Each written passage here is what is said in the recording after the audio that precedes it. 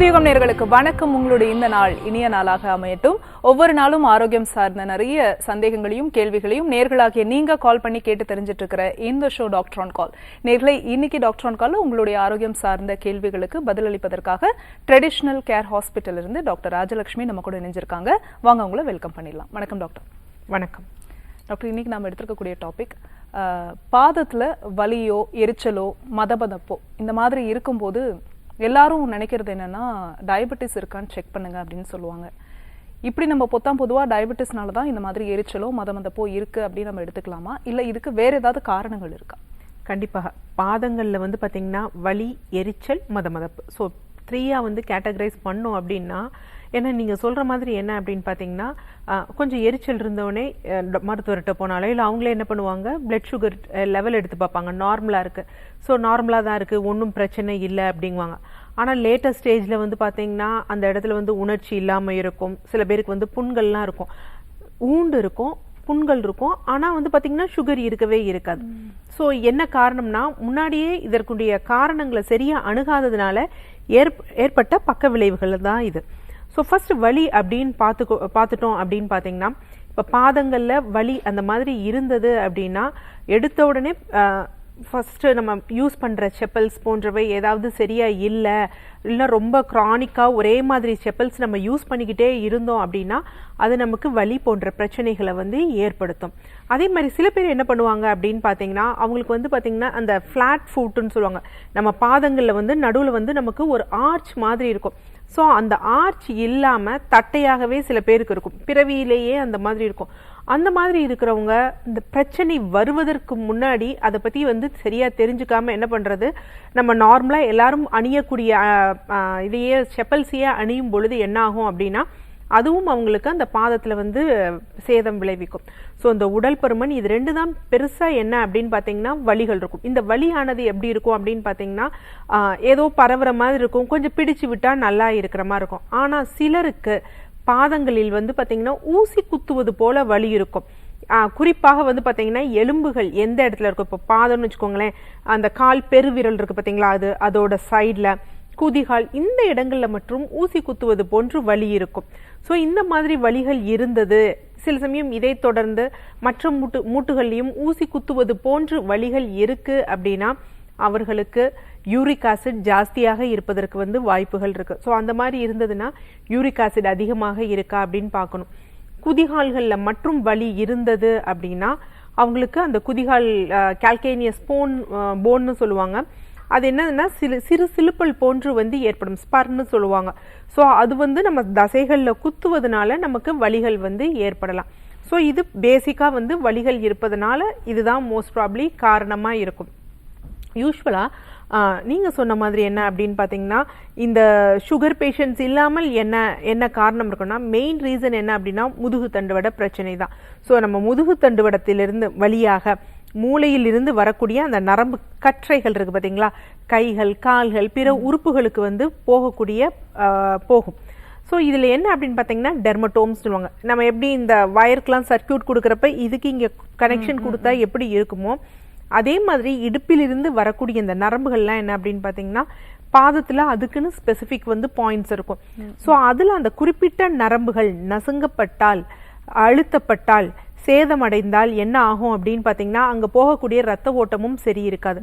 So அதில் முதல் நிலையாக என்ன இருக்கும் அப்படின்னா வலிகள் வந்து இருக்கும். சிலருக்கு கொஞ்சம் லேட்டஸ்ட் ஸ்டேஜில் என்ன அப்படின்னு பார்த்தீங்கன்னா ரத்த ஓட்டமும் இல்லாததுனால கால்களின் குறிப்பிட்ட பகுதிகள் என்ன அப்படின்னு பார்த்தீங்கன்னா ஒரு மாதிரி அழுத்தம் ஏற்பட்ட மாதிரி இருக்கும், திக்கா இருக்க மாதிரி இருக்கும். நம்ம யூஸ்வலாக வந்து அதிகமாக வேலை செய்தவர்களுக்கு சொல்லுவோம் கையில் காய்ச்சி போயிருக்கு அப்படின்னு சொல்லுவோம் பார்த்தீங்களா, அதே மாதிரி என்ன அப்படின்னு பார்த்தீங்கன்னா கால்கள்லையும் இருக்கும். யூஸ்வலாக இது கால் ஆணி கிடையாது. நிறைய பேர் என்ன நினைப்பாங்க அப்படின்னு பார்த்தீங்கன்னா காலாணி நினச்சிட்டு அந்த கலும்பு வாங்கி போடுறது, பிளாஸ்டர் ஓட்டுற மாதிரி பண்ணுறதெல்லாம் பண்ணுவாங்க, அறுத்து விடுறதெல்லாம். ஆக்சுவலாக இது என்னென்னா அந்த ரத்த ஓட்டமும் நரம்புகளின் இதுவும் இல்லாததுனால அங்கே இருக்க செல்ஸ் வந்து டெட் ஆகுது. ஸோ அப்போ அந்த வலியை தாண்டி என்ன ஆகும் அப்படின்னு பார்த்தீங்கன்னா சில வேளைகளில் மதப்பு இருக்கும், சில வேளைகளில் என்ன அப்படின்னு பார்த்தீங்கன்னா ஏதாவது அங்கே கொஞ்சம் ஷார்ப்பாக இல்லை செப்பல்ஸ் இந்த மாதிரி போடுறப்ப இல்லை நம்ம ஊனும் பொழுது அந்த இடத்துல கொஞ்சம் அதிகம் அழுத்தம் கொடுத்தோம் அப்படின்னா வலிகள், எரிச்சல் போன்றவை வந்து இருக்கும். ஸோ சுகர் அப்படிங்கிறவங்களுக்கு மட்டும்தான் இது ஏற்படணும் கிடையாது. முதுகு தண்டுவட பிரச்சனைகள், அங்கே வரக்கூடிய நரம்புகளின் பிரச்சனைகள்லையும் இருக்கும். அது மாதிரி வெரிகோஸ் வெயின் இருக்குது பார்த்தீங்களா, அவங்களுக்கும் இந்த பாதத்தில் இருக்கும். இதை வந்து சரியாக அணுகலை அப்படின்னு பார்த்தீங்கன்னா கால்களில் ஃபஸ்ட்டு இந்த மாதிரி வலி, எரிச்சல், மதமதப்பு வரும்.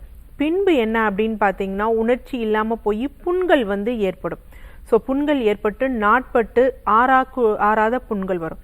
ஸோ முதல் நிலை வந்து என்னன்னா வலி அப்படிங்கிறப்பே நம்ம அதற்குரிய காரணம் என்ன அப்படின்னு தெரிஞ்சு நம்ம இது பண்ணிடணும்.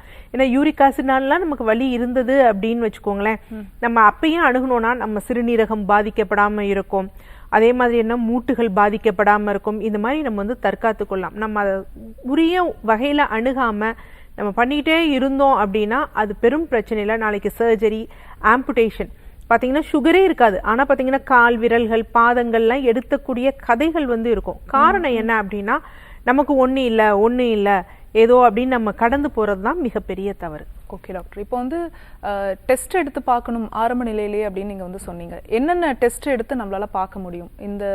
இந்த டெஸ்ட் எடுத்தால் இது கரெக்டாக நமக்கு தெரியும் அப்படின்னா என்னென்ன டெஸ்ட் எடுக்கலாம்? இல்லை, இப்போ பாத எரிச்சல் வந்து சில பேருக்கு இருக்குது, ஊசி குத்துதல் போன்று வலி இருக்கு, அதனுடன் எரிச்சல் இருக்கு, குறிப்பாக எலும்புகள் இருக்கக்கூடிய ஓரங்கள்ல இருக்கு அப்படின்னா நார்மலா யூரிக் ஆசிட் எடுத்து பார்க்கலாம்.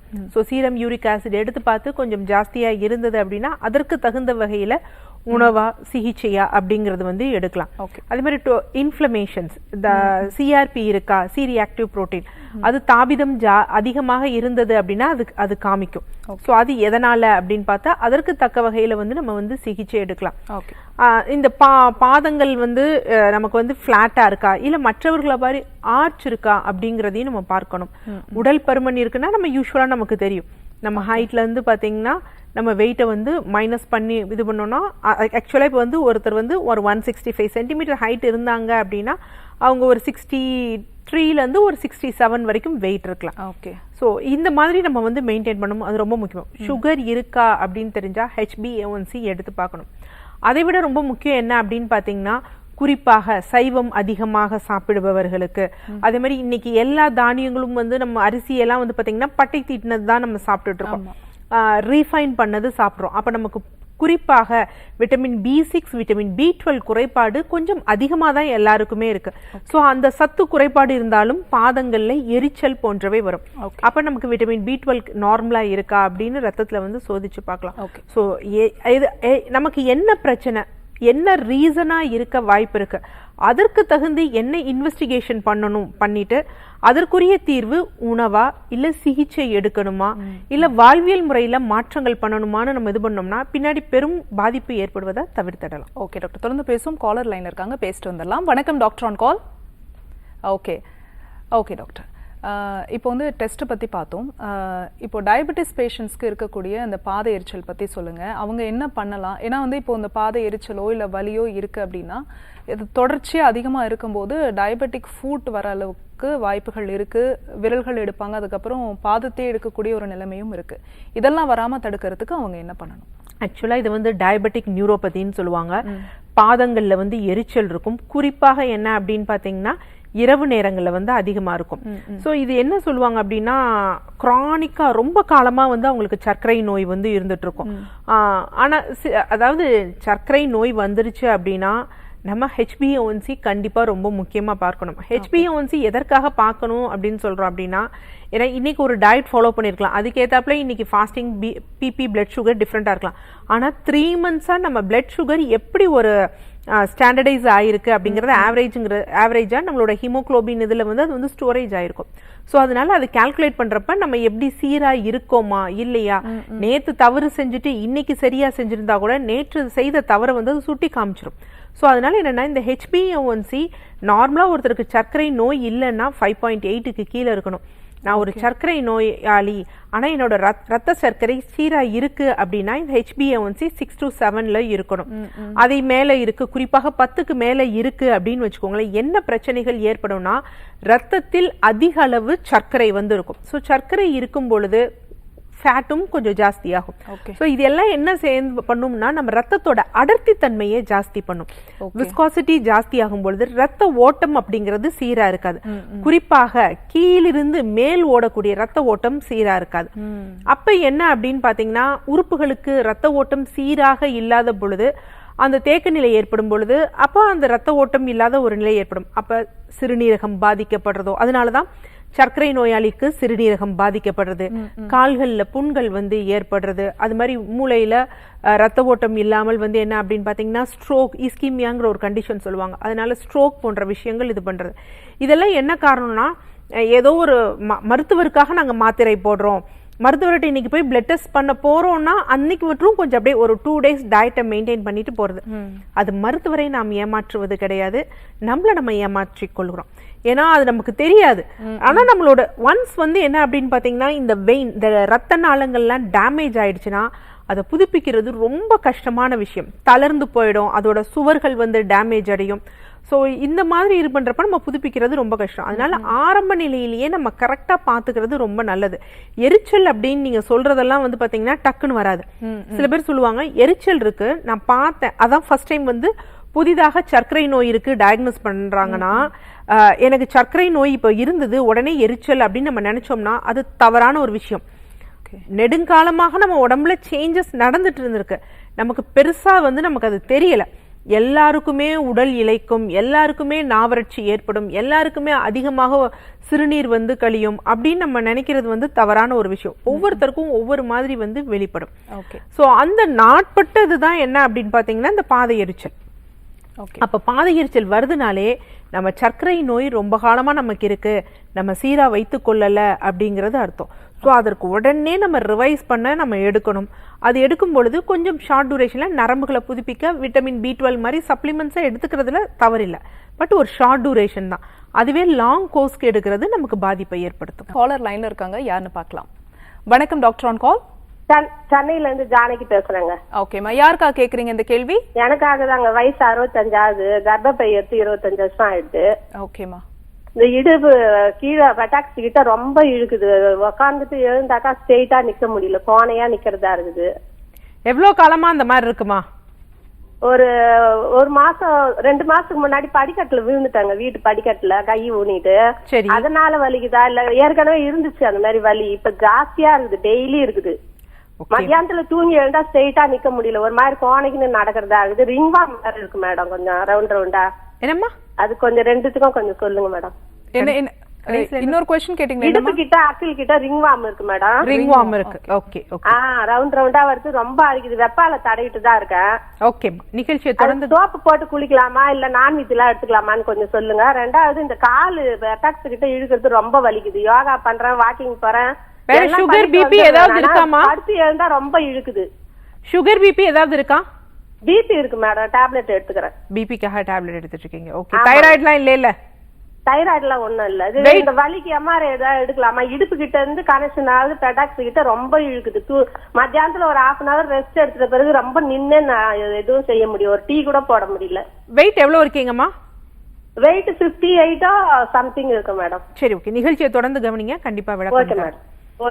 அதாவது என்ன அப்படின்னு பாத்தீங்கன்னா கர்ப்பப்பை அப்படிங்கிறது ரொம்ப முக்கியமான விஷயம். எதற்காக அப்படின்னு பாத்தீங்கன்னா பெண்களுக்குரிய ஆண்கள் பெண்கள் இருபாலருக்கும் ஆண்களுக்கு அதிகமாக இருதய சம்பந்தப்பட்ட பிரச்சனைகள் வருது, ஹார்ட் அட்டாக். பெண்களுக்கு அவ்வளோ வராததுக்கு காரணமே என்ன அப்படின்னு பார்த்தீங்கன்னா இந்த கர்ப்பப்பை சம்பந்தப்பட்ட ஹார்மோன்ஸ் தான். அதே மாதிரி பெண்களுக்கு சீக்கிரம் அந்த எலும்பு சம்பந்தப்பட்ட பிரச்சனைகள்லாம் வந்துருது பார்த்தீங்களா ஆண்களை விட. என்ன அப்படின்னு பார்த்தீங்கன்னா இந்த பெண்களுக்குரிய இந்த ஈஸ்ட்ரோஜன் ப்ரொஜெஸ்ட்ரான் ஹார்மோன் எல்லாம் நம்ம எலும்புகளில் கால்சியத்தை அளவை சீராக வைப்பதற்கு ரொம்ப ஒரு முக்கியமான விஷயம். ஸோ நீங்கள் இப்போ பார்த்தீங்கன்னா 65 வயது ஆகுது, 25 வருடங்களுக்கு முன்னாடி கர்ப்பப்பை எடுத்துட்டீங்கன்னா கிட்டத்தட்ட ஒரு 40 வயதுலேயே கர்ப்பப்பை எடுத்துட்டீங்க. யூஸ்வலாக பெண்களுக்கு 55 வயது வரைக்குமே மென்ஸ்ட்ரல் ஃப்ளோ இருக்கலாம், அது நார்மல் தான். அப்போ ஒரு 15 வருட காலத்தை பார்த்தீங்கன்னா நீங்கள் மிஸ் பண்ணிட்டீங்க. ஸோ அந்த ஹார்மோனுக்கும் அந்த குறைபாடு இருக்கும். அப்போ சீக்கிரமாகவே அந்த ஹார்மோன்லாம் டபக்குன்னு குறைஞ்சு போனதுனால என்ன ஆகும் அப்படின்னு பார்த்தீங்கன்னா நார்மலாகவே எலும்புகளில் கால்சியத்தோட அளவுகள் குறைந்து எலும்புகள் பலகீனம் ஆகும். ஸோ இது கால் எலும்புகள் மற்றும் கிடையாது, முதுகு தண்டுவட எலும்புகள்லையும் இதே பிரச்சனைகள் ஏற்படும். அப்போ என்ன ஆகும் அப்படின்னு பார்த்தீங்கன்னா அந்த எலும்புகளோட தேய்மானம் இருக்கிறதுனால டிஸ்க் வந்து என்ன ஆகும் அப்படின்னு பார்த்தீங்கன்னா ஈஸியாக வெளியே வர்றது போன்ற பிரச்சனைகள் வந்து ஏற்படும்.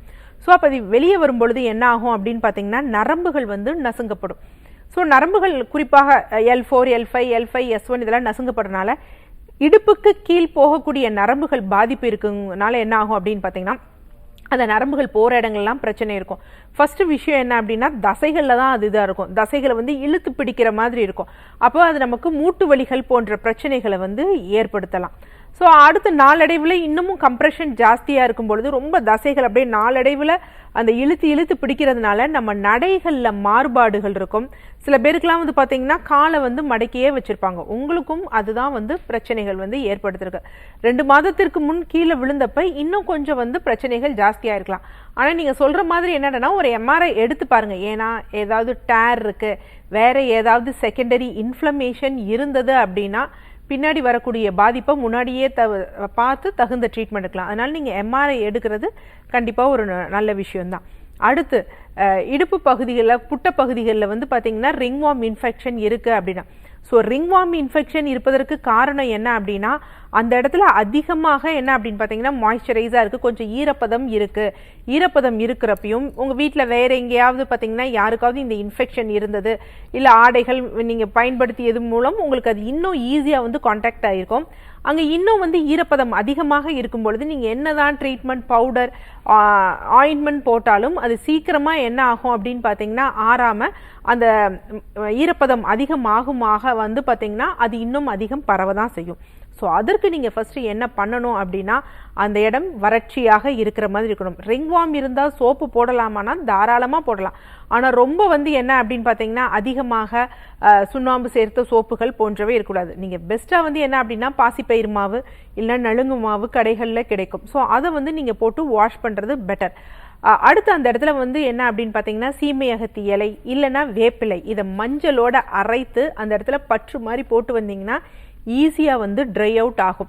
ரிங்வார்ம் இன்ஃபெக்ஷன் இருந்தது அப்படின்னா நான்வெஜ் சாப்பிட்லாமான்னா ஒன்றும் பிரச்சனை கிடையாது, நான்வெஜ் சாப்பிடலாம். இருந்தாலும் அந்த ப்ரான் இந்த மாதிரி ரொம்ப அலர்ஜிக்காக, ஏன்னா இது அலர்ஜி இல்லாமல் கூட இருக்கலாம், பட் இது நம்ம சாப்பிடும் பொழுது நம்ம pH ரத்தத்தோட pH மாறும் பொழுது ஈஸியாக வந்து நமக்கு அரிப்பு அப்படிங்கிறது எங்கே வீக்னஸ் இருக்கோ அங்கே வந்து கொஞ்சம் அரிப்பு இருக்கும். ஸோ அப்போ ஜாஸ்தியாக இருக்கும். அதனால் கொஞ்சம் ஃபுல்லாக கிளியர் ஆகிற வரைக்கும் புளிப்பு காரம் போன்ற உணவுகளை வந்து கம்மி பண்ணிக்கணும். அந்த இடத்துல அதிகமாக வேர்க்காமல் வந்து பார்த்து கொள்ளுங்க. ஸோ அந்த மாதிரி ஃபாலோ பண்ணாலே அது கிளியர் ஆயிரும். துணிகள்லாம் வந்து என்னென்னா நல்லா வெந்நீரில் அலசிட்டு நல்ல வெயிலில் காய போட்டாலே போதும், அது கம்ப்ளீட்டாக வந்து க்யூர் ஆகிடும். நன்றிம்மா. நன்றிம்மா. நெக்ஸ்ட் காலர் யாருன்னு பார்க்கலாம். வணக்கம் டாக்டர் ஆன் கால். வணக்கம். டிவி வால்யூம் குறைச்சிருங்கம்மா. உங்க பேர் சொல்லுங்க, எந்த ஊர்ல இருந்து அழைக்கிறீங்க? ஹலோ மேம், இப்போ சத்தமே நான் பேசுனேன் உங்கள்கிட்ட. சொல்லுங்க, உங்க பேர் சொல்லுங்கம்மா. நிகழ்ச்சியில தான் இருக்கீங்க, உங்க பேர் சொல்லுங்க. எனக்கு வந்து வசந்தமேரி என் பேரு. சொல்லுங்க, உங்க கேள்வியை கேட்கலாம் டாக்டர் கிட்ட. டாக்டர், எனக்கு வந்து 10 வருஷமா பிரஷர் இருக்கு. என்னம்மா? பிரஷர் 10 வருஷமா இருக்கு. உங்க வயது என்ன? 51 மேம். சொல்லுங்க. சுகர் வந்து ஒரு 3 வருஷமா தான் இருக்குது. ஓகே. அது வந்து டாக்டர்கிட்ட வந்து மெடிசன் எல்லாம் எடுத்துட்டு இருக்கேன், மாசம் காட்டிட்டு தான் இருக்கேன். ஆனா 3 மாசம் டேப்லெட் எடுத்துக்கல. இப்ப திடீர்னு வந்து டாக்டர்கிட்ட காட்டிட்டு 2 நாள் வந்து அட்மிஷன் போட்டாங்க ஜிஹெச்ல. நல்லா போய் திரும்பி எழுதி கொடுத்துட்டு வந்துட்டேன் மேம். இப்ப எனக்கு என்ன செய்யுதுன்னா யூரின் நிறைய தூங்கவே முடியல மேம். யூரின் போய்கிட்டே இருக்குது நைட்ல. ஆமா, தவறுகள் மேல் தவறு செய்றீங்க. ஃபர்ஸ்ட் விஷயம் என்ன அப்படின்னா ஒரு பிபி இருக்குது அப்படின்னா அப்படியே லைஃப் 10 வருஷம் பிபி இருக்குது, 3 வருஷம் சுகர் இருக்கு அப்படின்னா இந்த பிபிக்கும் இந்த சுகருக்கும் சம்பந்தம் இல்லாத மாதிரி இருக்கீங்க. அந்த தவறுகள் மேல 3 மாதங்கள் வந்து மருந்து எடுக்கலை, இன்னைக்கு ஹாஸ்பிட்டலைஸ் ஆகிட்டு இப்போ திருப்பி நீங்கள் வந்து அகைன்ஸ்ட் மெடிக்கல் அட்வைஸ் டிஸ்சார்ஜ் பண்ணிட்டு வந்திருக்கீங்க. இதுதான் நம்ம பலரும் செய்யக்கூடிய தவறு. ஏதோ ஒன்று பிபி தலைவலிக்குதா, கை மதமதப்பா இருக்கா, உடனே போவோம். பிபி ஜாஸ்தியாக இருக்கா, அங்கே அட்மிஷன் போடுறோமா, மாத்திரைகள் கொடுக்குறாங்களா, பிபியை குறைக்கிறாங்களா, வீட்டுக்கு வந்துடலாமா அப்படின்னு. இதுதான் நாம் பலரும் செய்யக்கூடிய தவறு. நாளைக்கு ஸ்ட்ரோக்லேயும் பல பிரச்சனைகளில் வந்து போய் முடிஞ்சிடும். ஸோ நிகழ்ச்சியை தொடர்ந்து கவனிங்க. ஃபர்ஸ்ட் இதுக்கெல்லாம் என்ன காரணம் அப்படின்னு வந்து சொல்கிறேன். இப்போ வந்து இந்த சகோதரி வந்து என்ன சொல்கிறாங்கன்னா, இப்போ இவங்களுக்கு வந்து 51 வயது ஆகுது. ஸோ 41 வயதுலேருந்து இவங்களுக்கு வந்து ஹைப்பர் டென்ஷன், என்னமோ அதிகமாக பிபி இருந்ததுன்னா அப்படியே லைஃப் லாங்காக மெடிசன் சாப்பிட்டுட்டே இருக்கணும், சுகர் இருந்தால் அதிகமாக அப்படியே தொடர்ந்து மெடிசன் சாப்பிட்டுட்டே இருக்கணும் அப்படிங்கிற ஒரு ஒரு விஷயத்தை வந்து நம்ம மைண்டில் வந்து ஸ்டோர் பண்ணிட்டாங்க. இதிலிருந்து நம்மளால முழுவதுமாக வெளிவர முடியும் அப்படிங்கிறத வந்து அவங்களுக்கு சொன்னாலும் சிலர் வந்து ஏற்றுக்கொள்ளக்கூடிய நிலைமையில இல்லை. ஃபர்ஸ்ட் விஷயம் சிஸ்டமிக் ஹைப்பர் டென்ஷன், ஏதாவது டென்ஷன் அந்த மாதிரி விஷயங்கள்ல தான் அப்படின்னு கிடையாது. உணவு முறை சரியில்லாத பொழுதும், தூக்கம் சரியில்லாத பொழுதும், மலச்சிக்கல், இந்த மாதிரி ஏதோ ஒரு காரணத்தை. ஃபர்ஸ்ட் பிபி அப்படின்னா என்ன அப்படின்னு பார்த்தீங்கன்னா, நம்ம ஹார்ட் வந்து பம்ப் பண்ணும். எங்கேயோ ஒரு பம்பிங் ஸ்டேஷன்லேருந்து பம்ப் பண்ணும், ரத்தம் வந்து ஓடும். நம்ம ரத்த நாளங்களில் வந்து ஓடிட்டு இருக்கோம். ஸோ இப்படி ஓடிட்டு இருக்கிறது பம்பிங்கும் இது போகிறப்ப ஸ்பீடாக இருக்கும், நார்மலாக இருக்கும். இப்போ வந்து போகிற ஒரு பைப்லேயே நம்ம தண்ணி போகுது, ரப்பர் பைப்பில். நம்ம என்ன செய்கிறோம், போய் அதை அப்படி லைட்டாக மிதிக்கிறப்ப தண்ணீர் அங்கே ஓடக்கூடியது எந்த இடத்துக்கு போகுதோ அது சரியாக ஓடாது. அப்போ இன்னும் கொஞ்சம் நல்லா இது பண்ணணும்னு நம்ம நல்லா இன்னும் கொஞ்சம் பம்ப் பண்ணுற மாதிரி பண்ணுவோம்.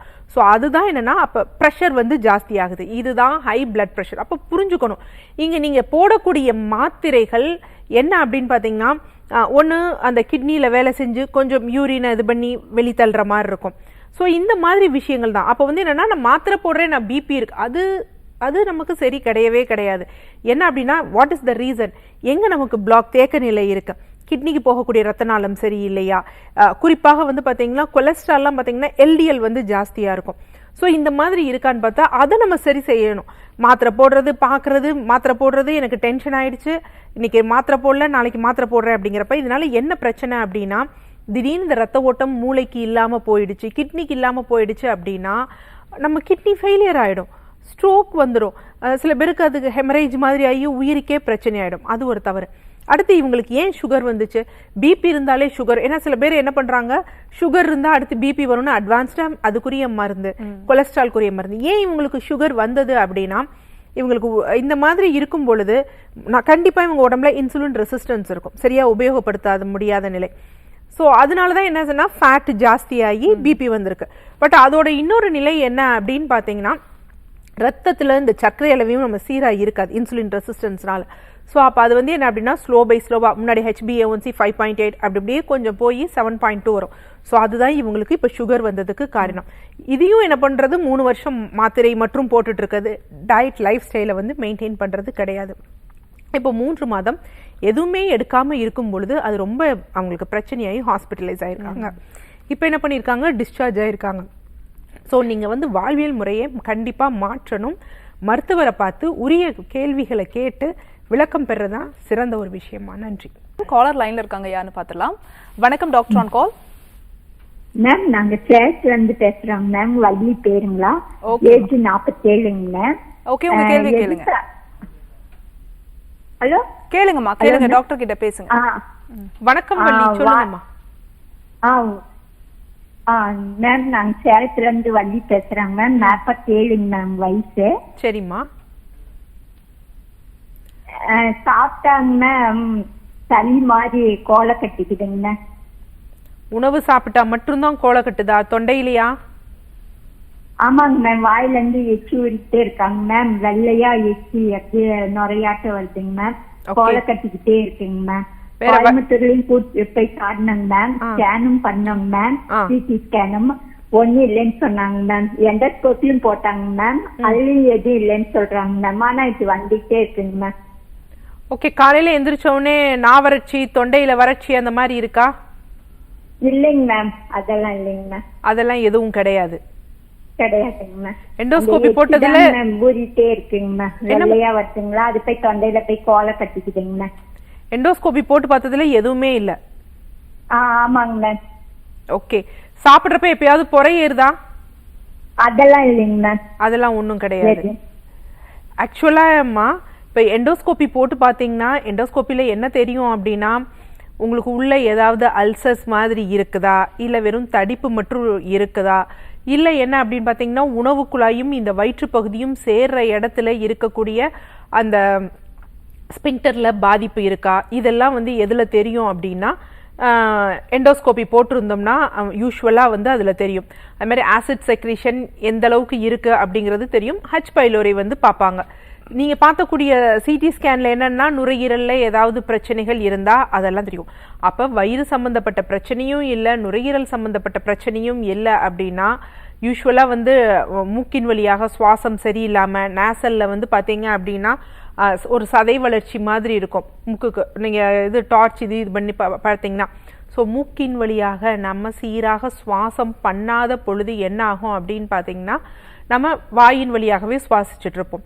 இது எந்த நேரத்தில் கஷ்டம் கொடுக்கும் அப்படின்னு பார்த்தீங்கன்னா, நம்ம தொடர்ந்து பேசும் பொழுதோ இல்லை என்னென்னா உணவு சாப்பிடும் பொழுது நம்ம மெல்லுவோம், அந்த மாதிரி பண்ணும் பொழுது என்ன அப்படின்னா, சாப்பாடு தண்ணீர் குடிக்கும் பொழுது நம்ம சுவாசம் அப்படிங்கிறது சீராக வந்து இருக்காது. ஸோ சாப்பிட்டு முடித்த பிறகு என்னென்னா திருப்பி அதில் காற்றோட்டமும் ஏற்படும் பொழுது என்ன அப்படின்னா, சில பேருக்கு ஒரு மாதிரி உமிழ்நீர் வர்ற மாதிரி இருக்கும், ஏதோ சளி அடைச்சது மாதிரி வந்து இருக்கும். சில பேருக்கு கேஸி ரிஃப்ளெக்ஸ்ன்னு சொல்லுவாங்க, கேர்டுன்னு சொல்லுவாங்க, அது இருந்தாலும் அந்த மாதிரி இருக்கும். பட் கேர்டு இருந்தது அப்படின்னா என்ன இருக்கும் அப்படின்னா, சாப்பிட்ட உடனே எதிர்கழிக்கிறது, நெஞ்செரிச்சல் போன்றவை இருக்கும். ஸோ அதெல்லாம் உங்களுக்கு இருக்கலைன்னா மூக்கு சம்பந்தப்பட்ட பிரச்சனைகள் தான் இருக்கும். ஸோ டாக்டர்கிட்ட பாருங்க, அந்த நேசல்ல பாலிப் மாதிரி ஏதாவது இருக்கான்னு அதற்குரிய சிகிச்சை வந்து எடுத்துக்கிட்டீங்க அப்படின்னா சரியா போயிடும். ஸோ இருந்தாலும் நீங்கள் என்ன பண்ணலாம் அப்படின்னா, நல்லா வந்து ஒரு 200 ml வெதுவெதுப்பான வெந்நீரில் ஒரு ஸ்பூன் குழம்பு மஞ்சள் தூள், ஒரு சிட்டிகை வந்து மிளகு தூள் போட்டு நல்லா காலையும் மாலையும் வெறும் வயிற்றில் வந்து எடுத்துக்கோங்க.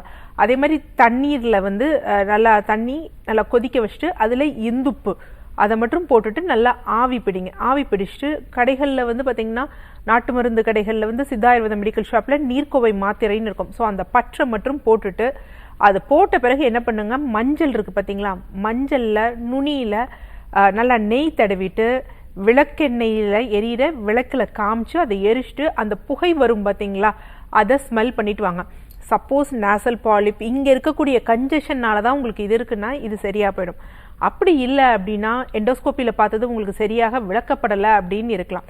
முடிஞ்சால் அந்த ரிப்போர்ட்ஸ் எடுத்துகிட்டு வந்து நேரில் பாருங்கள். நன்றிம்மா. நன்றிம்மா. நெக்ஸ்ட் காலர் யாருன்னு பார்க்கலாம். வணக்கம் டாக்டர் ஆன் கால். வணக்கம்மா. வணக்கம். உங்க பேர்? திருவள்ளூர் மாவட்டம் வடகரையில இருந்து பேசுறேம்மா. சரி, எனக்கு பிபி ஒரு 10-15 வருஷமா இருந்ததுமா. முதல்ல ஒரு டாக்டர் கிட்ட பார்த்தேன். அம்மா ஒரு நிமிஷம், உங்க வயது சொல்லிட்டு பேசுங்க. உங்க வயது சொல்லிட்டு டாக்டர் கிட்ட பேசுங்க. 65மா. 65 ஆகுதுங்களா? சரிம்மா. இப்ப வந்து திடுக்குன்னு அன்னைக்கு ஒரு நாள் தலை சுத்தல், வாந்தி, வாயை கொமட்டல், வாயெல்லாம் வெள்ளையா பூத்து போயிருக்குது, பசி இல்ல, ருசி தெரியல, எச்சல் மாதிரி சொரக்கும், சித்தம் வெளியே வந்தாதான் கொஞ்சம் நல்லா இருக்குது.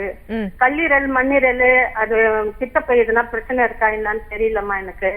நான் ரொம்ப உண்டியா இருக்கிறேம்மா, எனக்கு யாரும் இல்ல செய்ய கொள்ள, நான் எல்லாருக்கும் பாடுபட்டேன். அதனால எதுனா ஒரு மருந்து சொல்லுங்கம்மா எனக்கு.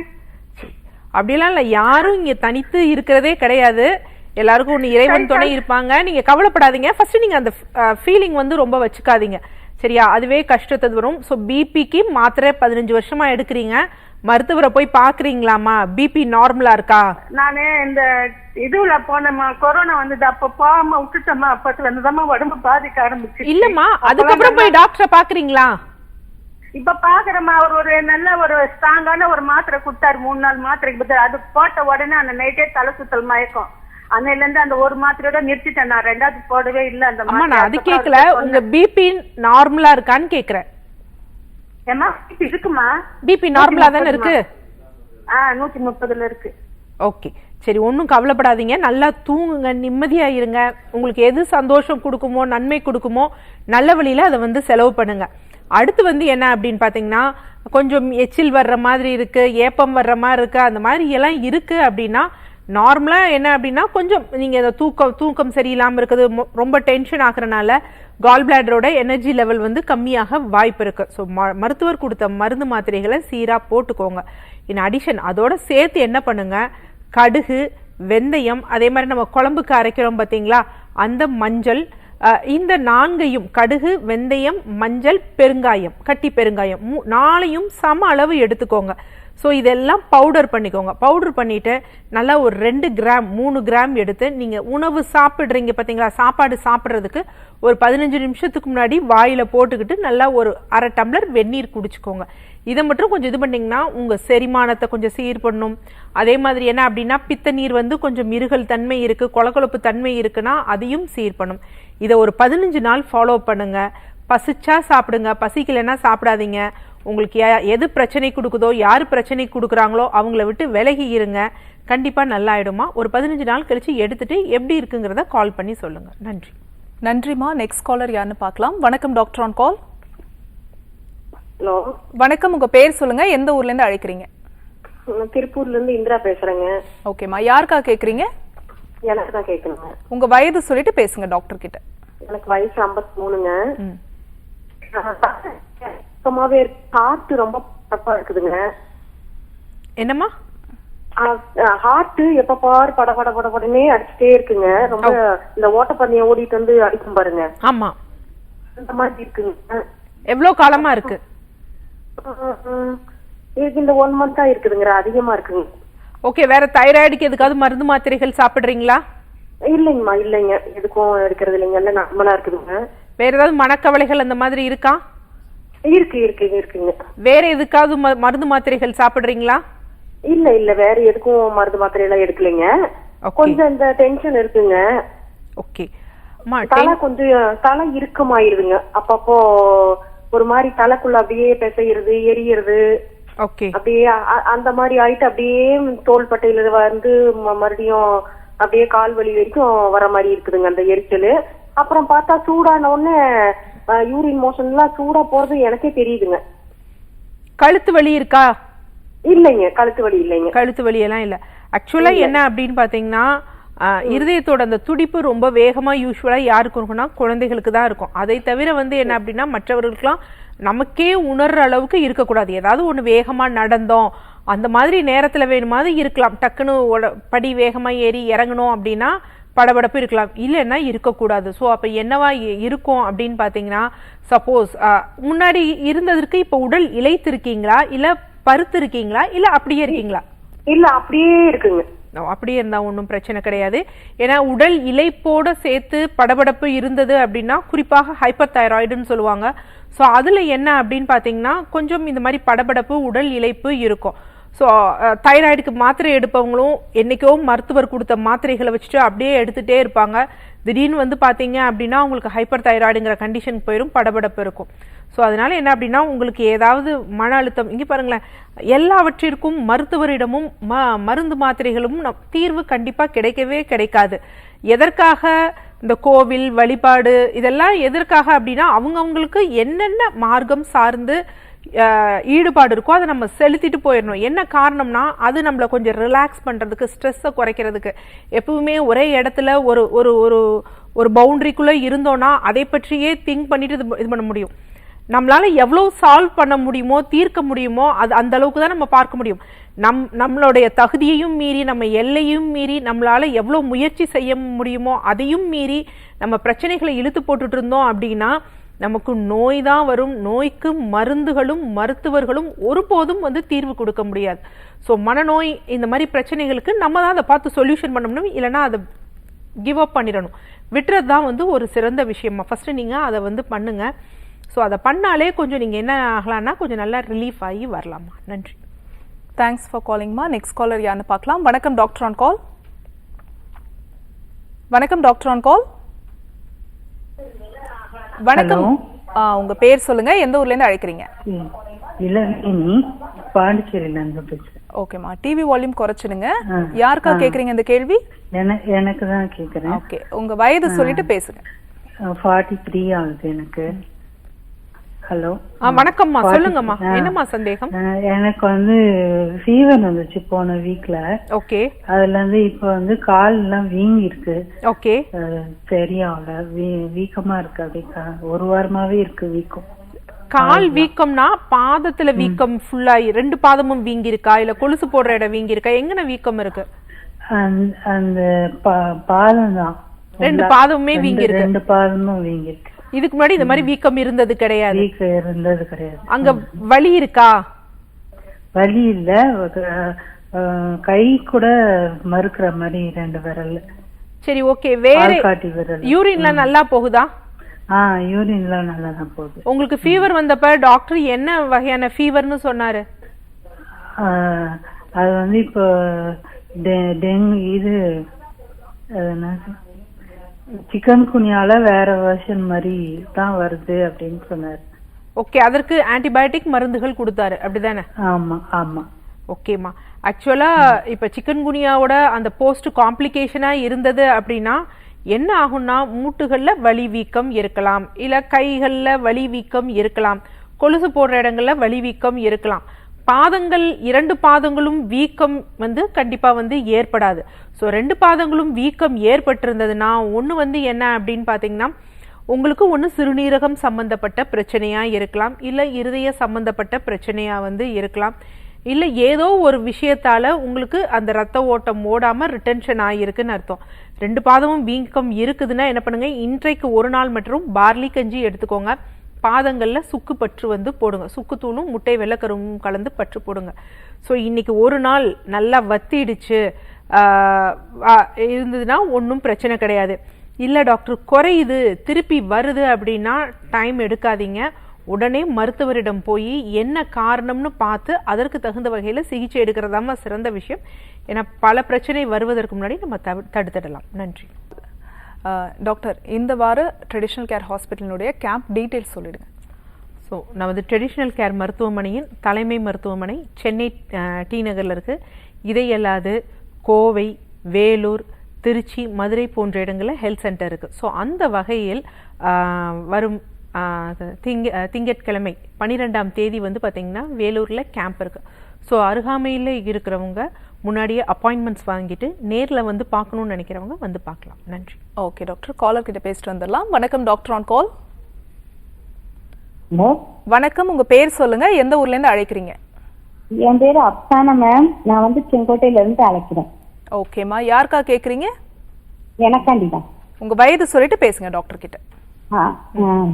Ma'am good morning ma'am. Good மார்னிங்மா. மேம் என்னோட பேர் வந்து அப்சானா. நான் வந்து என்னோட வயசு வந்து 44 வயசு ஆகுது மேம். இந்த தொடையில வந்து பயங்கரமா நச்சு இந்த ஊசி நம்ம நகத்தை வச்சு நம்ம தொடையில குத்துனா எப்படி வலிக்குமோ அதே மாதிரி ஒரு வலி இருக்கு மேம். அது மாதிரி மாடிப்படியில ஏறி தோட்டத்துல தண்ணி மேல் மாடியில போய் தண்ணி ஊத்த போனோம்னா கால் அந்த முட்டி வந்து ஒரு சத்தம் வருது, கிரிச்சு கிரிச்சுன்னு ஒரு சத்தம் வருது மேம். இது 2 தான் எனக்கு பிரச்சனையா இருக்கு காலில். 2 தொடையிலுமே வலி இருக்கா? இல்ல மேம், கோட்டாங்கையில மாத்திரம் அப்படி குத்துது மேம். சரி, ஓகே. வயது என்ன சொன்னீங்க? 44. 44. வேற எதற்காகவாவது மருந்து மாத்திரைகள் எடுக்கிறீங்களா? இல்ல மேம் நான் ஒரு காய்ச்சல் வந்தா கூட ஏதாவது கசாயம் போட்டு குடிச்சிடுவேன். எந்த டேப்லெட்டுமே எடுத்ததே கிடையாது. ஆயில் மட்டும் கொஞ்சம் அப்ளை பண்ணுவேன். ஓகே, வெயிட் எவ்வளவு இருக்கு? வெயிட் 75 கிலோ இருக்கு மேம். வெயிட் முந்திக்கு இப்ப வெயிட் ஏறி இருக்கீங்களா? இல்ல, நான் ஒரே வெயிட் தான். நான் ஒரு மாசத்துக்கு 2 ஆட்டா வெயிட் பார்த்துட்டு வருவேன் மேம் மெடிக்கல்ல. ஆனா வலது மூட்டுல சத்தம் கேக்குது. படியில ஏறி இறங்கையில, படியில ஏறையில ஒண்ணும் தெரியல, இறங்கையில கடிச்சு ஒரு சத்தம் வருது. இது மாதிரி எவ்வளவு காலமா இருக்கு? இப்ப ஒரு 6 மாசமா தான் மேம் நான் அதை உணர்றேன் அந்த சத்தத்தை. முன்னெல்லாம் பாடி கிடையாது, இப்ப மொட்டை மாடிக்கு போட்டதுனால மடியில ஏறையில எனக்கு அந்த உணர்ச்சி தெரியுது மேம். முன்னாடி வந்து ரொம்ப நிறைய நடை அந்த மாதிரி எல்லாம் உங்களுக்கு வேலை இருந்ததா? இல்ல மேம், வீட்டுலயே தான் வேலை பாக்குறதுதான். Okay okay. ஆக்சுவலா உங்களுக்கு இப்ப இருக்கிறது என்ன அப்படின்னு பாத்தீங்கன்னா ஆஸ்டியோ ஆர்த்ரைட்டிஸ் தான், வேற ஒண்ணும் கிடையாது. கொஞ்சம் எலும்புகளோட தேய்மானம். அதற்குரிய காரணம் ஆக்சுவலா நீங்க எதற்காகவும் மருந்து மாத்திரைகள் எடுக்கல, தைராய்டு இல்ல, ரொம்ப பெருசா வந்து பாத்தீங்க அப்படின்னா நடை இல்லை அப்படிங்கிறீங்க. பட் வீட்லயே மேலையும் கீழையும் ஏறுறதுனால அந்த வியர் அண்ட் டியரால கூட இருக்கலாம். ஸோ என்ன அப்படின்னு பார்த்தீங்கன்னா அந்த இடத்துல அந்த தேய்மானம் இருக்கிறதுனால அதற்கு மேல் தொடையிலிருந்து இந்த கீழ் அங்கே வந்து பார்த்தீங்கன்னா தசைகள் வந்து அந்த கால் முன்னாடி முட்டி எலும்பு மேலே வந்து சொருகும். ஸோ இது கொஞ்சம் தேய்மானம் இருக்கிறதுனால ரொம்ப பிடிச்சு இழுக்கிறதுனால என்ன ஆகும் அப்படின்னு பார்த்தீங்கன்னா தொடை பகுதிகள்லையும் வலிகள் இருக்கும். அதுதான் காரணமே தவிர வேற ஒன்றும் பயப்படக்கூடிய காரணமாக வந்து இருக்காது. ஸோ நீங்கள் நார்மலாக என்ன பண்ணலாம் அப்படின்னு பார்த்தீங்கன்னா வெளியில வந்து நம்ம நாட்டு மருந்து கடைகளில் தேன் மெழுகு அப்படின்னு வந்து கிடைக்கும். ஸோ அந்த தேன் மெழுகை வாங்கி நல்லா என்ன பண்ணிருங்க அப்படின்னு பார்த்தீங்கன்னா கொஞ்சம் சூடு பண்ணுங்க. சூடு பண்ணிங்கன்னா அது கொஞ்சம் லிக்விட் மாதிரி ஆயிடும், இலகிடும். ஸோ இலகினோடனே என்ன பண்ணுங்க, அதை நல்லா ஒரு துணி இருக்குது பார்த்தீங்களா, காட்டன் காஸ் இருக்குது பார்த்தீங்களா, அதில் அந்த சூட்டோட லைட்டாக அப்ளை பண்ணிவிட்டு அதே மாதிரி இந்த கால்கள் முட்டிகள்லையும் அப்ளை பண்ணிவிட்டு நல்லா முட்டியை சுற்றி அதை அப்படியே இது பண்ணிக்கோங்க. அது ஒட்டிக்கொள்ளும். ஒட்டிட்டு அதில் என்ன பண்ணுறீங்க அப்படின்னா வெது வெதுப்பான வெந்நீர் இருக்குது பார்த்தீங்களா, வெந்நீரில் நல்லா டர்க்கி டவலை நனைச்சிட்டு அதை எடுத்து அப்படி கொஞ்சம் ஒத்தனை மாதிரி வச்சிங்க அப்படின்னா கொஞ்சம் அந்த தேய்மானத்துக்கு அந்த மெழுகு வந்து கொஞ்சம் ஹெல்ப் பண்ணும். ஸோ அந்த மாதிரி ஹெல்ப் பண்ணும். அந்த வலி தாபிதம் போன்றவை குறையும். ஆட்டோமேட்டிக்காக ஃபர்ஸ்ட் இந்த தொடைகளில் உங்களுக்கு வலி ஏற்படுது பார்த்தீங்களா, அது சரியாக போயிடும். ஆனால் உணவில் வந்து பார்த்தீங்கன்னா நீங்கள் கொஞ்சம் கால்சியம் சார்ந்த உணவுகள் வந்து எடுத்துக்கணும். ஸோ கேழ்வரகு கூழ், கேழ்வரகு அடை, கேழ்வரகுல நல்ல ரிச் கால்சியம் வந்து இருக்கு. மோர் எடுத்துக்கோங்க, ஒரு நாளைக்கு குறைந்தபட்சம் 2 கிளாஸ் மோர் எடுத்துக்கோங்க. காளான் சாப்பிட்ற பழக்கம் இருந்ததுன்னா காளான் சாப்பிடுங்க. அசைவம் சாப்பிட்ற பழக்கம் இருந்ததுன்னா ஆட்டோட கல்லீரல் இருக்கு பார்த்தீங்களா, லிவர்னு சொல்லுவோம் பார்த்தீங்களா, அந்த இதை வந்து சாப்பிடுங்க. கீரைகள் வாரத்தில் 2 நாட்கள் 3 நாட்கள் வந்து கீரை எடுத்துக்கோங்க. கீரை எடுக்கும் பொழுது கண்டிப்பாக வந்து அதோட புளி சேர்ப்பதை தவிர்த்துருங்க. இந்த மாதிரி கால்சியம் ரிச் ஃபுட்ஸ் எடுத்தீங்கனாலே கொஞ்சம் அந்த இது வந்து அதிகமாக, அதாவது அது சாப்பிட்டோன்னே திருப்பி இங்கே வந்துருமா மேடம் அப்படிங்கிறத விட இன்னும் அதிகமாக மோசமாக போகாமல் தவிர்த்துடலாம். இந்த மெழுகு பற்று போடுறீங்க பார்த்தீங்களா, அது உங்களுக்கு எந்த ஆயிலும் இல்லாமல் கொஞ்சம் சீக்கிரமாக ரெக்கவரி ஆக வந்து ஹெல்ப் பண்ணும். நன்றிம்மா. நெக்ஸ்ட் காலர் யான்னு பார்க்கலாம். வணக்கம் டாக்டர் ஆன் கால். வணக்கம் டாக்டர் ஆன் கால், உங்க பேர் சொல்லுங்க. வணக்கம், உங்க பேர் சொல்லுங்க, எந்த ஊர்ல இருந்து அழைக்கிறீங்க? என் பேர் நாகலட்சுமிங்க மேம், தேனி மாவட்டம் ஆண்டிப்பட்டியில வந்து பேசுறோங்க மேம். சரிம்மா, யாருக்கா கேக்குறீங்க? எனக்காண்டி தான் மேம் கேட்கணும். எனக்கு 33 வயசு ஆகுதுங்க மேம். ஓகே, பேசுங்கம்மா டாக்டர் கிட்ட. வணக்கம்மா. வணக்கம்மா, என் பேர் நாகலட்சுமிம்மா. சொல்லுங்க நாகலட்சுமி, என்ன சந்தேகம்? நாங்க தேனி மாவட்டத்துல. எனக்கு ரொம்ப ப்ரெஷர் கம்மியாயிருதுங்க மேம். உடனே வாமிட் வருது, எது சாப்பிட்டாலும் செமிக்க மாட்டேதுங்க மேம். இது எவ்வளவு காலமா இருக்கு? இது வந்து ஒரு 20 வருஷமாவே இருக்குங்க மேம். போய் செக் பண்ணாலும் அவங்களுக்கு 60 தான் இருக்கு 100க்கு அப்படின்னு சொல்லிடுறாங்க மேம். எது சாப்பிட்டாலும் ப்ரெஷர் கூட மாட்டேதுங்க மேம் எனக்கு. இல்ல, இப்ப பிபி பார்த்தப்ப எவ்வளவு இருக்கு? மேல எவ்வளவு இருக்கு, கீழே எவ்வளவு இருக்கு? 110க்கு 60 தாங்க மேம் இருந்தது. மேல 110 இருக்கு, கீழே 60 இருக்கா? ஆமாங்க மேம். சரி, ஓகே. இந்த பிபி லோ ஆகுறப்ப உங்களுக்கு எப்படி தெரியுது? மயக்கம் வருதா? ஆமாங்க மேம், மயக்கம் வருது, வாந்தி வருது, எந்திரிக்கவே முடியல, யாரோ தள்ளி விடுற மாதிரியே இருக்குங்க மேம் எனக்கு. சரி, ஓகே. பீரியட்ஸ் எப்படி இருக்கு உங்களுக்கு? எவ்வளவு நாள் உதிரப்போக்கு இருக்கு? எத்தனை நாள்? 3 நாள் தான் மேம். இந்த 3 நாட்கள்ல என்னைக்காவது அதிகமா உதிரப்போக்கு இருக்கா? அப்படியெல்லாம் இல்லைங்க மேம், 3 நாள் கரெக்டா தான் மேம் போகுது. சும்மா நார்மலா இருக்கப்பயே மூச்சு வாங்குற மாதிரி இருக்கா? அப்படியெல்லாம் இல்லைங்க மேம். ஏறி இறங்கிட்டு வந்தா அப்படி ஒரு மாதிரி படபடன்னு வருதுங்க மேம். ஓகே. ஹீமோகுளோபின் லாஸ்டா பார்த்தப்ப எவ்வளவு இருந்தது? அதெல்லாம் பார்க்கவே இல்லைங்க மேம். லோ பிபின்னு அடிக்கடி டாக்டர்கிட்ட போய் பாக்குறீங்க, எப்படி ஹீமோகுளோபின் பார்க்கலையா? அவங்க பார்க்கலாம், ரத்தம் எவ்வளவு இருக்குன்னு மட்டும் பார்த்தாங்க. அது நார்மலா தான். அதான் ரத்தம் எவ்வளவு இருந்துச்சு? ரத்தம் எவ்வளவு இருந்துச்சு? 12 இருந்துச்சுங்க. 12ங்கிறது நார்மல் தான், ஒன்னும் பிரச்சனை கிடையாது. தைராய்டு பார்த்தாங்களா? இல்லைங்க மேம், பார்க்கலாங்க மேம். ஆக்சுவலா நிகழ்ச்சியை தொடர்ந்து கவனிங்க, உங்களுக்கு நான் காரணம் சொல்றேன். ஆக்சுவலா லோ பிபி அப்படின்னோடனே என்ன அப்படின்னு பாத்தீங்கன்னா, லோ பிபி என்ன காரணங்களா? நம்ம ஹை பிபியை பற்றி முன்னாடி நம்ம பார்த்தோம் பார்த்தீங்களா. லோ பிபிங்கிறப்ப ஃபஸ்ட்டு சத்து குறைபாடு, அவங்களுக்கு தேவையான நியூட்ரிஷன் இல்லைன்னா லோ பிபி வந்து ஆகும். அதே மாதிரி அவங்களுக்கு ஹீமோகுளோபின் கம்மியானாலும் அந்த லோ பிபி அப்படிங்கிறது வந்து வரும். அடுத்து தைராய்டை பொறுத்த வரைக்கும் என்ன அப்படின்னு பார்த்தீங்கன்னா, தைராய்டு கண்டிஷன்லேயும் லோ பிபி வந்து அதிகமாக வரும். எப்படி வந்து சுனாமி வர்றதுக்கு முன்னாடி கடல் உள்வாங்குமோ அதே மாதிரி நமக்கு பிபியால் பின்னாடி ஜாஸ்தியாக தொந்தரவுகள் இருக்குது அப்படிங்கிறதுக்கு நாளைக்கு high BP uncontrolled high BP வரப்போகுதுங்கிறதுக்கு முன்னாடியும் லோ பிபி. பட் மெயின் விஷயம் என்ன அப்படின்னா சத்து குறைபாடு இருக்கிறது, தைராய்டு, அனிமிக், இது 3 தான். ஸோ அப்போ லோ பிபி இருக்கிறவங்க என்ன பண்ணணும் அப்படின்னு பார்த்தீங்கன்னா, நல்லா தண்ணீர் வந்து எடுத்துக்கணும், அது ரொம்ப முக்கியம். நம்ம குடிக்கிற தண்ணியை விட நமக்கு யூரின் ரொம்ப ஜாஸ்தியாக போகுதா அப்படிங்கிறதையும் பார்க்கணும். தண்ணி அவ்வளோவா நான் குடிக்கிறதுல, ஆனால் சும்மா யூரின் போய்கிட்டு இருந்தாலும் லோ பிபி இருக்கும். ஸோ அதை நம்ம இது பண்ணணும். அதே மாதிரி பழங்கள் நல்லா எடுத்துக்கோங்க, குறிப்பாக அத்திப்பழம், கருப்பு திராட்சை, உலர்ந்த கொட்டை திராட்சை இருக்குது பார்த்தீங்களா. ஸோ அதெல்லாம் வந்து கொஞ்சம் நல்லா எடுத்துக்கணும், அது ரொம்ப முக்கியம். அசைவம் சாப்பிட்றவங்க அப்படின்னா ஈரல் போன்ற விஷயங்களை வந்து உணவில் வந்து சேர்த்துக்கணும். இதெல்லாம் லோ பிபி எடுக்கிறவங்க ரொம்ப முக்கியமாக ஃபாலோ பண்ண வேண்டியது. அதுக்கடுத்து தைராய்டு இருக்கான்னு டெஸ்ட் பண்ணி பார்க்கணும். தைராய்டு இருந்ததுன்னா அதற்கு தகுந்த அளவில் மருந்து மாத்திரைகளோ இல்லை சிகிச்சையோ உணவு முறையோ ஃபாலோ பண்ணணும். Okay, thanks for calling. Next caller யாருன்னு பார்க்கலாம். வணக்கம், டாக்டர் ஆன் கால். வணக்கம் மேம். வணக்கம், உங்க பேரு, எந்த ஊர்ல இருந்து அழைக்கிறீங்க? பெங்களூர்ல இருந்து பேசுறேன் மேம், பத்மாவதி. ஓகே, யாருக்கான கேள்விமா இது? எனக்கே மேம், எனக்கு. உங்க ஏஜ் சொல்லிட்டு பேசுங்க டாக்டர் கிட்ட.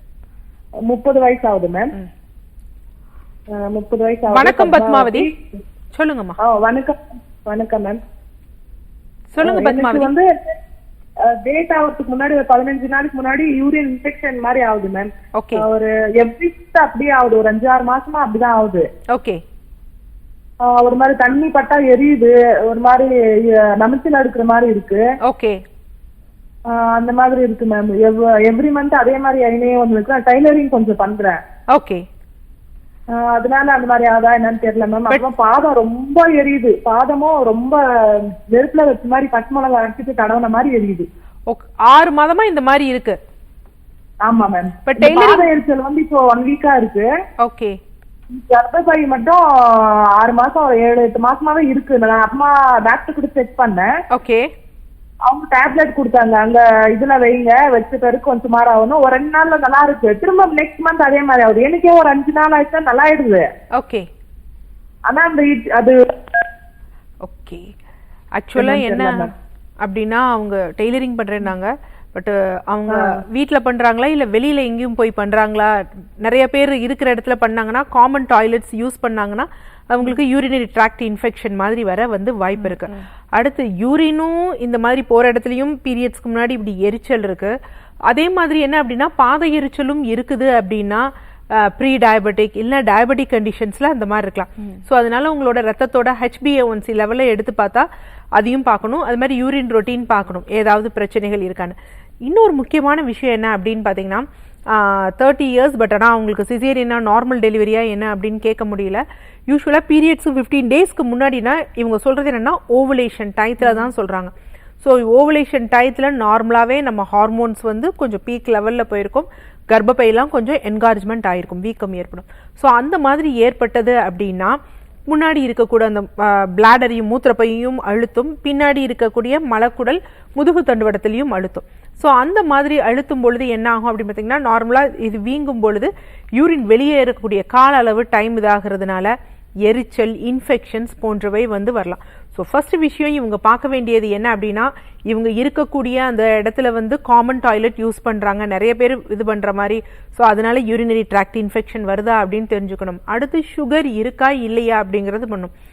பீரியட்ஸ்க்கு குறிப்பாக 15 டேஸ்க்கு முன்னாடி தான் இது இருக்கு அப்படின்னா கர்ப்பப்பையில் அடினோமயோசிஸ் இல்லைனா ஃபைப்ராய்டு இந்த மாதிரி ஏதாவது பிரச்சனை இருக்கான்னு பார்த்து அதற்கு தகுந்த வகையில் சிகிச்சை எடுக்கணும். நம்ம ஏதாவது பெசரிஸ் வைக்கிறதோ இல்லை திரிபுலா சூர்ணம் போட்டு கழுவுறதோ அங்கே ஏற்படக்கூடிய தாபிதத்தை தற்காலிகமாக நமக்கு குறைக்குமே தவிர அது நிரந்தர தீர்வு ஆகாது. Okay, thanks for calling. So doctor, இன்னைக்கு டாக்டர் ஆன் காலில் பாத எரிச்சல் எதனால ஏற்படுது அப்படின்னு ஒரு அழகான விளக்கம் கொடுத்தீங்க. டயபெட்டிஸ் தாண்டி இருக்கக்கூடிய காரணங்கள் என்ன, அதை எப்படி நம்ம பார்த்துக்கணும், அதுக்கு என்ன சொல்யூஷன் அப்படிங்கிறதையும் சொன்னீங்க. நேர்கள் கேட்ட நிறைய ஆரோக்கியம் சார்ந்த கேள்விகளுக்கும் பொறுமையாக பதில் சொன்னீங்க. மிக்க நன்றி. நன்றி.